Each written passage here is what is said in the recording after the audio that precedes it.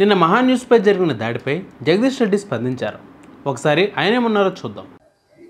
నిన్న ఏదో మహాన్యూస్ మీద ఏదో దాడి చేసిరని చెప్పి పాపం చాలా కన్నీరు గారుస్తున్నారు. చంద్రబాబు నాయుడు గారు, వారి మంత్రివర్గ సహచరులు, ఇక్కడ వారి శిష్యులు, వారి శిష్యవర్గం మంత్రివర్గ సహచరులు. కానీ మేము ఒకటి చాలా స్పష్టంగా చెప్పదలుచుకున్నాం. ఇక్కడ కొన్ని మీడియా హౌజులు కావు, మీడియా పేరు అడ్డం పెట్టుకొని స్లాటర్ హౌజులు నడుపుతున్నారు. చూసారుగా, అది సంగతి.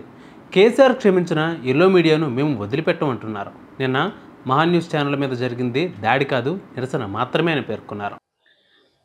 కేసీఆర్ని ఎట్లా చంపాలి, కేటీఆర్ని ఎట్లా చంపాలి వ్యక్తిత్వాన్ని అని చెప్పి అదే పనిగా దాడులు చేస్తున్నారు. నిజమే, మీ చేతుల్లో ఆయుధాలతో మీరు దాడి చేద్దామని అనుకుంటే లక్షలాది మంది కేసీఆర్ అభిమానులు చూస్తూ కూర్చోరు. ఇంకో 2 లేదా 3 ఉన్నాయి, వాటి పని కూడా చూస్తామని హెచ్చరించారు. మా దాడి వేరే విధంగా ఉంటుంది, ఏ పోలీసులు కూడా మిమ్మల్ని కాపాడలేరు. మీ బలుపు ఏంది, మీ అహంకారం ఏంది, ఎవరిని చూసుకుని మీకు ఈ బలుపు. కానీ దాడి మొదలుపెట్టిందని మాత్రం అనుకోకండి. ఎక్కడ ఉంటున్నారు, ఎక్కడ బతుకుతున్నారు, ఎవరి తిండి తింటున్నారు అని ప్రశ్నించారు. పరీక్ష అయిపోయింది. నోటికొచ్చిన పద్ధతుల్లో మీకు ఇష్టం వచ్చిన బూతులు మాట్లాడుతూ మేము మీడియా అని చెప్పి మేము రాస్తామని మాట్లాడితే ఎవడుకుంటాడరా, ఎందుకుంటాడరా? ఇప్పటికైనా నేను చెప్తున్నా, మహాన్యూస్ యాజమాన్యం వెంటనే కేసీఆర్కు కేటీఆర్కు క్షమాపణలు చెప్పాలి, చెంపలేసుకోవాలి. లేదంటే ఎవడిని వదిలిపెట్టాం. మా సహనానికి కూడా పరీక్ష అయిపోయింది. కొందరు ఇక్కడ మీడియా హౌసుల పేరిట వ్యక్తిత్వ హననం చేయడానికి స్లాటర్ హౌసులు నడుపుతున్నారని హెచ్చరించారు. మేము మీడియా మా ఇష్టం వచ్చినట్లు రాస్తామంటే ఎవరు ఊరుకుంటాడ్రా అని హెచ్చరించారు.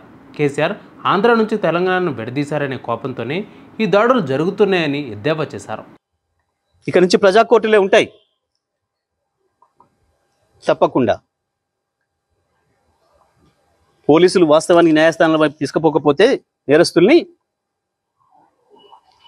మాకు బాగా తెలుసు. తెలంగాణ ప్రజలకి ఎవరికి ఎప్పుడు ఎట్లా శిక్ష చేయాలనో మాకు బాగా తెలుసు. మీ ఇష్టం వచ్చినట్టు, మా చేతిలో ఒక ఆయుధం ఉంది, మేము వాడతాం. ఎవడికి లేవు ఆయుధాలు. చాలామంది చేతుల్లో చాలా ఆయుధాలు ఉన్నాయి, వాడతారు, తప్పకుండా వాడతారు సందర్భం వచ్చినప్పుడు. నేను మళ్ళీ డిమాండ్ చేస్తున్నా మహాన్యూస్ యాజమాన్యం మీరు చేసిన దుర్మార్గం అంతా ఇంత కాదు. కేసీఆర్ పైన కేటీఆర్ పైన మీరు చేసిన దాడి ఒక హేయమైన దాడిని చేసింది. సంవత్సర కాలంగా మీ చెంచాగాళ్ళు ప్రభుత్వాన్ని పాలిస్తున్నారు. ఆ స్లాటర్ హౌస్లను వదిలిపెట్టమని తీవ్రంగా హెచ్చరించారు జగదీష్ రెడ్డి.